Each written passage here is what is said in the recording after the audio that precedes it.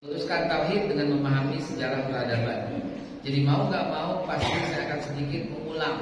Mungkin karena waktunya zuhur lagi lewat sehingga mepet sekali. Apalagi jam 1 kita harus kembali aktivitas kantor. Izinkan saya bertanya kepada Bapak yang hadir dan Ibu yang hadir. Jangan sungkan-sungkan Pak, enakan kita sambil ngobrol, santai aja, ya. Kita kan cerita sampai Nabi Sulaiman nih. Pertanyaan saya, Nabi Sulaiman agamanya apa ya? Islam. Alhamdulillah, berarti kajiannya udah ikut rutin. Yang enggak bingung, apa ya? Ini yang kajian rutin yang saya tanya. Fir'aun yang dulu, bukan yang zaman sekarang kan? Fir'aun. Waktu mati agamanya apa ya? Fir'aun. Islam. Nah, berarti yang ragu-ragu belum ikut kajian rutin. Islam. Silakan dibuka surat Yunus ayat yang ke-90. Gak apa-apa diulang. Ini harus sampai mendarah daging. Bahwa Islam itu dibawa oleh semua nabi harus darah daging. Nggak ada dia ngaling-ngaling, nggak ada. Mau dibilang apa kayak nggak ada. Islam itu dibawa oleh Nabi Adam, Nabi Nuh, Nabi Idris, Nabi Hud, Nabi Saleh, Nabi Ibrahim, Nabi Ismail, Nabi Ishak, Nabi Yakub, Nabi Yusuf, Nabi Shu'aib, Nabi Zulkifli, Nabi Daud, Nabi Sulaiman, Nabi Ilyas. Gak ada satu nabi pun kecuali membawa agama Islam. Gitu. Nabi Daud itu jelas dia membawa agama Islam. Dan kitab Zabur itu kitabnya orang Islam yang hidup pada waktu di masa Nabi Daud. Nabi Musa juga. Nabi Musa itu mengajak Fir'aun masuk Islam. Wa man azlamu mimman iftara 'ala Allahi kadziba wa huwa dia diajak kepada Islam. Itu enggak. Ya Allah. Udah buka surat 10 ayat 90 baca Pak, silakan. Nih kita dengerin asisten Bapak Haikal. Silakan Pak. Ya handphonenya habis. Apa pulsanya? Paketnya enggak ada. Pak, ada kurang terjemah atau silakan. Kurang terjemah silakan. Lebih enak kita diskusi sejenak. Yang keras bacanya. Yunus ayat 90.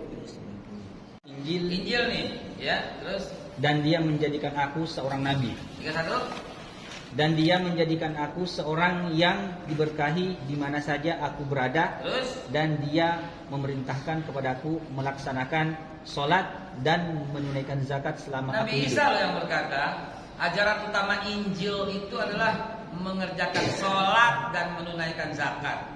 Bani Israel nggak mau, ingkar. Gitu, ingkar. Ini jawabannya di Al-Imran 52. Apa ya? Siapakah yang akan menjadi penolongku untuk menegakkan agama Allah? Menegakkan sholat dan menunaikan zakat bagi Bani Israel. Terus Para Hawariyun, sahabat setianya menjawab, kamilah penolong agama Allah. Kami beriman kepada Allah dan saksikanlah bahwa kami adalah orang-orang Muslim. ya, mau ngomong apa lagi? Semua Nabi berkata demikian. Kenapa saya ulang-ulang nih? Mungkin netizen yang lihat kok itu lagi, ya. Karena netizen termasuk yang setia. Terus ngikutin. Ini belum ngikutin, jadi minta maaf saya harus mengulang. Nah, untuk di masjid ini kita sudah sampai Nabi Sulaiman pembahasannya. Sama, semua Nabi juga demikian. Mati baterai. Sama, semua Nabi juga demikian, membawa kepada agama Islam. Nggak ada Nabi satupun kecuali membawa agama Islam. Al-Imran 83. Qul, katakanlah, amanna billah, aku beriman kepada Allah, wa ma unzila alaina, apa yang diturunkan kepada kami, yaitu Al-Qur'an dari Muhammad, wa ma unzila ala Ibrahim wa Ismail wa Ishaq wa Yaqub wal asbat wa ma utiya Musa wa Isa wan nabiyyuna min rabbihim la nufarriqu baina ahadin minhum wa nahnu lahu muslimun wa may yabtaghi ghairal islami dinan fala yuqbala minhu wa huwa fil akhirati minal khasirin. Al-Imran 83 44. Apa artinya? Qul, katakan wahai Nabi Muhammad kepada kaumnya dan kaum Mekah Madinah pada waktu itu. Katakan, aku beriman kepada Allah, beriman kepada Nabi Muhammad dan Al-Quran, dan beriman juga kepada apa yang diturunkan kepada Ibrahim, Ismail, Ishak, Yakub, wal asbat, dan seluruh anak cucu Yakub, Wa ma'utiya Musa, dan apa yang diberikan kepada Musa, wa Isa dan Isa, wan nabiyyuna min rabbihim, dan semua nabi dari Tuhan mereka. Termasuk di dalamnya nggak disebutkan, karena kalau disebutkan semua panjang. Ya enggak? Kita sama orang tua boleh pukul enggak? Orang tua kita boleh kita pukul enggak? Dalilnya mana? Dalilnya ada enggak? Janganlah pukul orang tua, dalam Quran ada enggak? Enggak ada. Yang ada apa? Hormati. Fala taqul lahuma uffin. Janganlah berkata, "Ah, lu pakai otak dong." Gitu kan? Ah, aja enggak boleh apalagi mukul. Masa Quran mesti ditulis, janganlah kamu berkata, "Ah, ibu cas cis cus pret" kepada orang tua. Kan enggak mungkin tulis begitu. Janganlah kamu mukul, tonjok, demuk, gatak, jitak, gampar, kepret. Kebanyakan, Pak. Cukup Al-Quran berkata, "Fala taqul lahuma uffin." Jangan berkata "ah", wa qul lahum qaulan karima. Dan berkata-katalah kepadanya kata-kata yang agung, yang lembut. Artinya apalagi tangan. Ntar kalau tangan, janganlah pukul orang tua. Ente nanya lagi, kalau tendang gimana? Ntar janganlah pukul orang tua, janganlah tendang orang tua. Ente nanya lagi, kalau nimpuk gimana? Kan Yahudi begitu tuh. Ya, disuruh potong sapi, sapinya gimana? Warnanya emas. Gitu. Wah, warnanya emas. Gimana lagi? Belum jelas, belum pernah dibajak. Waduh. Terus nanya dengan tujuan menghindar. Kita tuh begitu, Pak. Ada kita adat Yahudi di otak kita tuh ada. Mau bisnis, ini haram udah jelas-jelas. Dia nanya Ustaz, "Ustaz, saya mau nanya, bisnis saya begini. Boleh gak Ustaz?" "Oh, haram, gak boleh." Ustaznya bego. Ustaz yang salah. Dicari lagi Ustaz yang lain. "Ustaz, saya mau nanya gini. Oh, gak boleh." Ustaz ini gak kekinian. Terus ditanya sampai ada Ustaz yang boleh. Boleh. Nah, ini Ustaz gue nih. Apa coba? Ini mental Yahudi. Kalau bilang enggak, ya udah enggak. Gitu kan? Nah, jadi Al-Quran menyebutkan Ibrahim, Ismail, Ishak, Yakub, dan seluruh anak cucunya. Rubain, Simon, Levi, dan Yusuf ada di situ, Benyamin ada di situ. Keturunan Benyamin ada Yusuf bin Nun. Keturunan Levi ada Musa alaihissalam. Keturunan Yusuf dan seterusnya, banyak para nabi. Dan juga wan nabiyyun min rabbihim, yang bukan keturunan Yakub disebut wan nabiyyun, jamak daripada nabi, dan seluruh nabi dari Tuhan mereka. La nufarriqu baina ahadin minhum, kami enggak beda-bedakan satu pun di antara mereka. Dan kitab tafsir Ibnu Katsir ataupun jalan lain yang dimaksud la nufarriqu baina ahadin minhum, kullu, semua para nabi yud'a ila Islam, diajak kepada agama Islam. Ya, disebutkan oleh Allah sebagian Musa dan Isa dalam surat Shaf. Wa isqala Musa liqaumihi ya qaumi lima tuzunnu wa ta'lamuna anni rasulullah. Begitu juga Nabi Isa. Wa isqala Isa bin Maryam ya bani Israil inni rasulullah ilaikum. Baik Musa maupun Isa ngapain? Yud'a ilal Islam. Mereka tuh kaumnya masing-masing diajak kepada agama Islam. Begitu. Nabi Sulaiman pun demikian. Nah, kita sampai Nabi Sulaiman sekarang. Nabi Sulaiman alaihissalatu wassalam menulis surat kepada Ratu Bilqis, Bismillahirrahmanirrahim. Innahu min Sulaiman. Masuklah dalam agama Islam. Masuklah dalam agama Islam, kata Nabi Sulaiman kepada Ratu Bilqis. Ratu Bilqis enggak mau, dengan berkata, "Ya udah kita kasih emas-emasan aja." 40 peti emas dibawa ke Nabi Sulaiman. Nah, dalam kitab Ta'lim Muta'alim, Kabir sedekah. Ya, sombong kepada orang yang sombong menjadi sedekah untuk supaya dia nggak sombong lagi. Nabi Sulaiman kan keren. Ya, emas, ya, 40 peti, ya. Jangankan begini, jadi kumpul. Siapa yang bisa bawa istana itu dari kemari sama isi-isinya, sama orang-orangnya, sama hulu balangnya, sama pagar-pagarnya bawa kemari? Gitu kan? Betul kan? Ifrit bilang, sebelum Nabi bangun dari duduk akan saya bawa. Ada seorang yang ahli hikmah berkata, sebentar. Belum kedip, nengok kanan. Belum dibawa istana Nabi Sulaiman. Wallahi ini cerita benar. Quran yang bilang, Allah yang ceritakan. Maka ketika itu loh, istana Ratu Bilqis lengkap dengan seluruh pasukan-pasukannya, dengan kuda-kudanya, dengan apa semua ada di samping istana Nabi Sulaiman. Panggil, gemeter Ratu Bilqis. Dan dalam surat itu cerita surat An-Naml, ya. Dan ayat yang ke-44, Ustaz tolong Ustaz. An-Naml 44. Apa kata Ratu Bilqis? Tolong jangan, kalau yang ini jangan baca terjemahnya Pak, baca bahasa Arabnya. Karena Nabi Bilqis jelas berkata aslamtu ma'a Sulaiman. Diterjemahin lah kan? Aku berserah diri kepada Nabi Sulaiman. Lah, berserah diri pasrah. Mengandung konotasi negatif dong. Aslamtu ma'a Sulaiman, aku tuh diislamkan oleh Sulaiman. 44, betul? Ya. Baca yang keras. Bismillah. Artinya. Asal bahasa Qurannya. Bismillahirrahmanirrahim. Qila laha dakhulus sar falamma ra'athu hasibathu lujjatan wa kashafat an saqiha qala innahu sarhun mumarradun min qawarir qalat rabbi inni zalamtu nafsi. Aku menzalimi diriku sendiri karena waktu itu dia menolak diislamkan oleh Nabi Sulaiman melalui surat. Terus wa aslamtu ma'a Sulaiman. Sekarang aku diislamkan oleh Nabi Sulaiman. Merinding kita lihat cerita-cerita ini. Kenapa anak-anak kita nggak tahu? Atau jangan-jangan kita nggak tahu karena kita tiap malam Jumat baca Yasin, doa itu atau Al-Kahfi doang. Atau begitu Ramadan kita ngebut hataman Quran, tapi kita nggak pernah tahu artinya. Begini jadinya. Bacalah artinya Pak. Bacalah artinya. Bacalah Quran yang mudah, ya Yasin malam Jumat. Oke, bagus Yasinan. Saya juga begitu. Tapi saya tak lupa untuk membaca Al-Quran dengan artinya apabila ada kata-kata vocabulary yang kita ragukan. Jangan lupa baca juga dengan tafsirnya. Saya berulang kali cerita dan bertanya, sekaligus survei di setiap masjid, siapa di antara kita yang sudah pernah khatam Al-Quran? Angkat semua tangannya. Jangan turunin ya. Di antara yang angkat tangan itu saya bilang, siapa yang sudah pernah membaca artinya sampai selesai?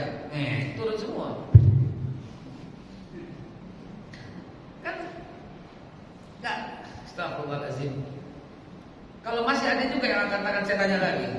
Siapa di antara yang angkat tangan sudah pernah membaca Al-Quran dan artinya dan salah satu kitab tafsir aja? Mau Al-Azhar yaitu Buya Hamka, mau Jalalain, Imam Jalaluddin Suyuti, atau tafsir Tarikh At-Tabari dari Imam At-Tabari, siapapun hilang semuanya. Jadi jangan Bapak Ibu sekalian, duit yang kita pegang ini beli kitab, beli buku. Duit yang kita pegang ini datang buat ongkos, buat bensin ke tempat-tempat majelis taklim. Jangan sampai enggak. Antum mau bagaimana? Antum mau ustaz yang jago Al-Quran, sampai apal tempat turunannya semua, antum datang ke tempat Ustaz Adi Hidayat. Atau lihat YouTube dah kalau enggak, duitnya buat pakai.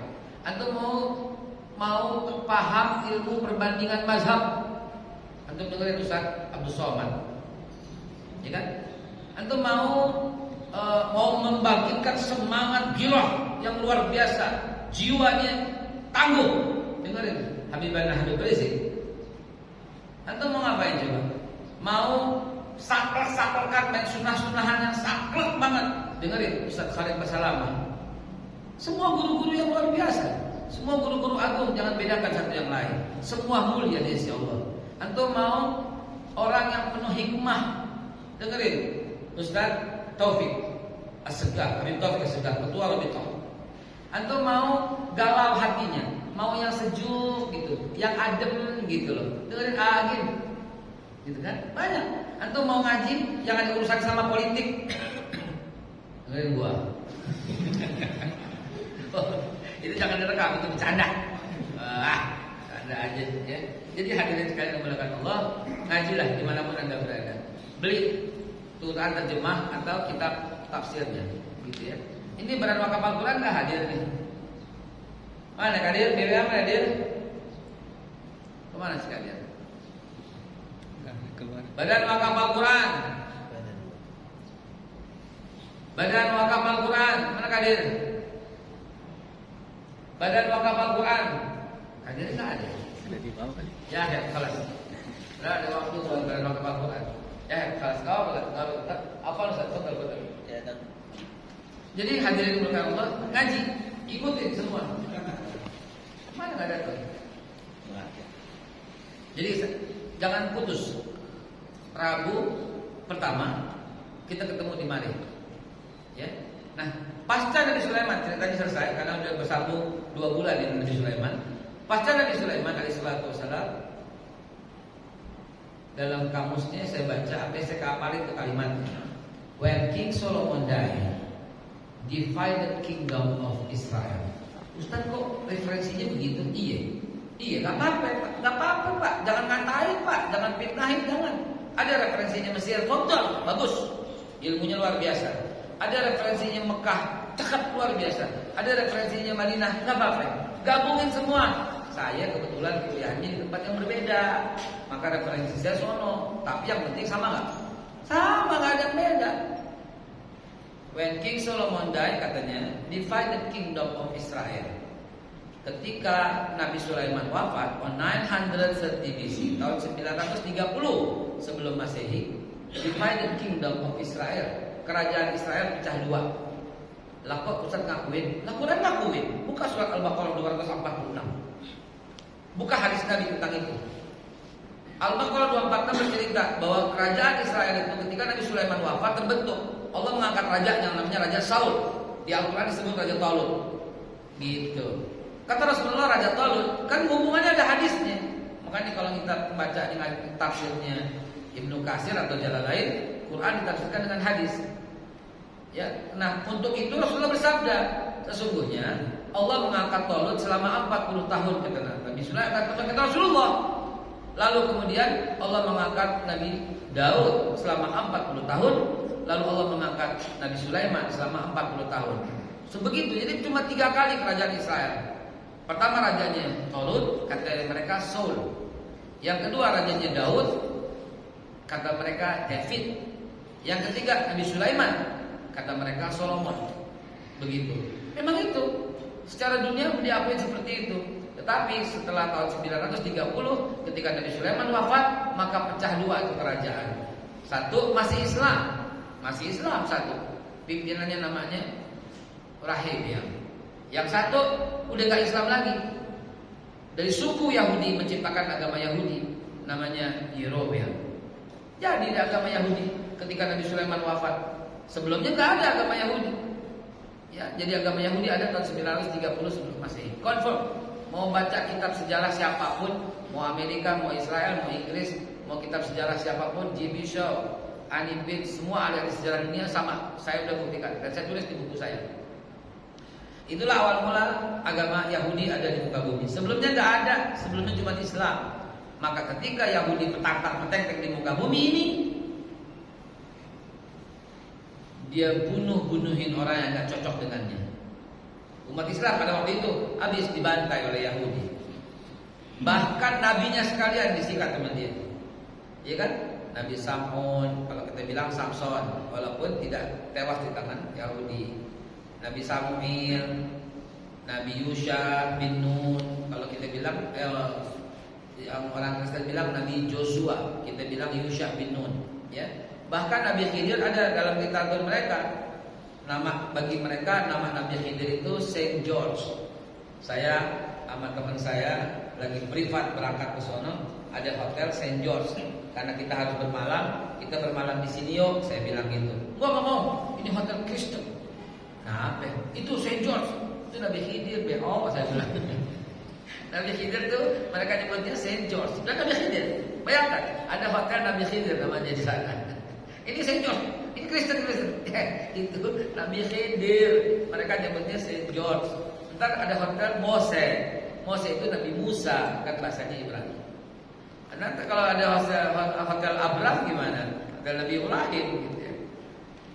Nah, akhirnya apa yang terjadi setelah itu? Nabi Sulaiman wafat, kerajaan pecah dua, satu Islam, satu Yahudi. Yang Yahudi lebih gede. Kenapa? Karena dipegang oleh keturunan Yahuda.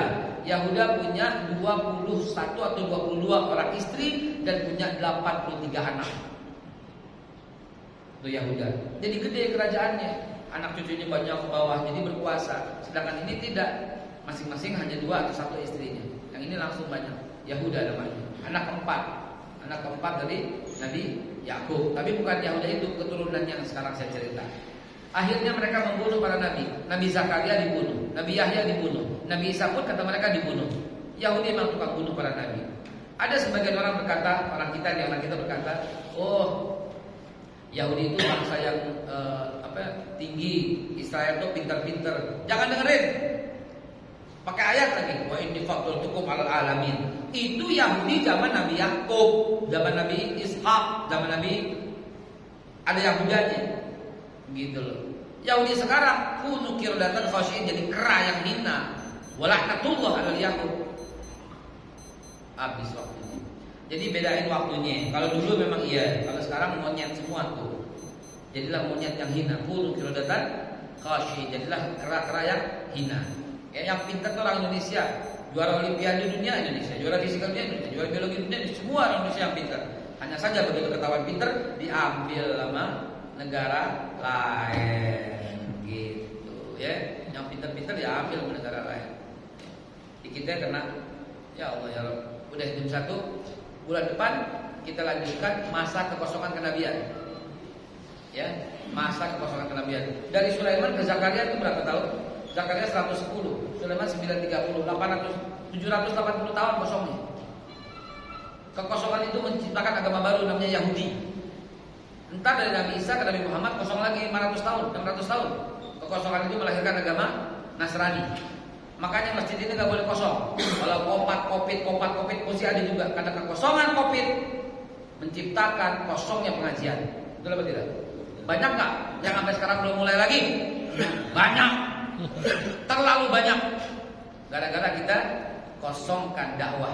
Dakwah berhenti, perjuangan berhenti. Makanya saya nggak pernah berhenti dakwah. Mau orang bilang apa kayak sebodoh. 1000 masjid 1 tahun, 100 masjid per bulan. Itu menjadi target saya dan alhamdulillah selalu terpenuhi.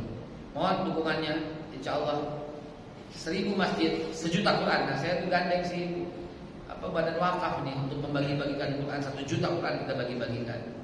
Baik, udah jam 1. Hadirallahu wa iyyakum ajmain. Kalau ada yang mau nanya di luar ini, biar yang mau pulang kerja atau kembali kita kembali. Ya. Wallahu muwaffiq ila aqwamit thoriq bila taufiq wa hidayah minkum. Assalamualaikum warahmatullahi wabarakatuh.